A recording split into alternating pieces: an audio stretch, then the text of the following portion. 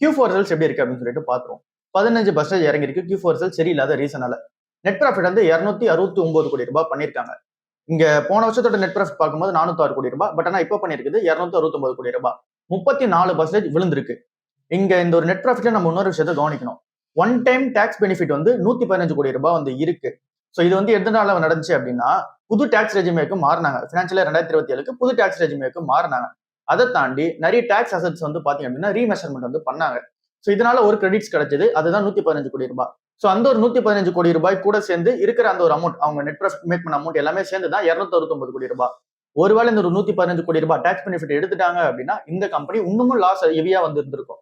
ஏற்கனவே 34% லாஸ்ல இருக்குது. இன்னும் ஹெவியா வந்து இருந்திருக்கும். Q4 ரெவன்யூ எப்படி இருக்கு? 817 கோடி ரூபாய் மேக் பண்ணிருக்காங்க. அண்ட் தென் இந்த ஒரு போன வருஷத்தோட ரெவன்யூ பார்த்தோம் அப்படின்னா 1287 கோடி ரூபாய். பட் ஆனா இப்ப மேக் பண்ணிருக்கிறது 817 கோடி ரூபாய். 36.5% வந்து விழுந்திருக்கு.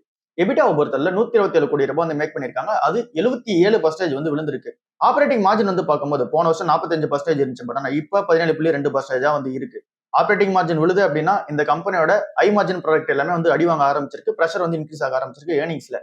ஃபுல் பினான்சியல் 2026 அது வச்சு எப்படி இருக்கு அப்படின்னு சொல்லி பார்க்கும்போது பினான்சியல் 2026 ரெவன்யூ வந்து 4300 கோடி ரூபாய். போன வருஷத்தோட ஃபுல் இயர் ரெவன்யூ வந்து 4700 கோடி ரூபாய். இங்க ஒரு 8% டிக்ளைன். நெட் ப்ராஃபிட் பொறுத்தவரை போன வருஷம் வந்து 1800 கோடி ரூபாய். பட் ஆனா இப்போ 1400 கோடி ரூபாய். சோ 400 கோடி ரூபாய் வந்து இப்ப கம்மியா பண்ணிருக்காங்க. 24% டிக்ளைன் ஆயிருக்கு.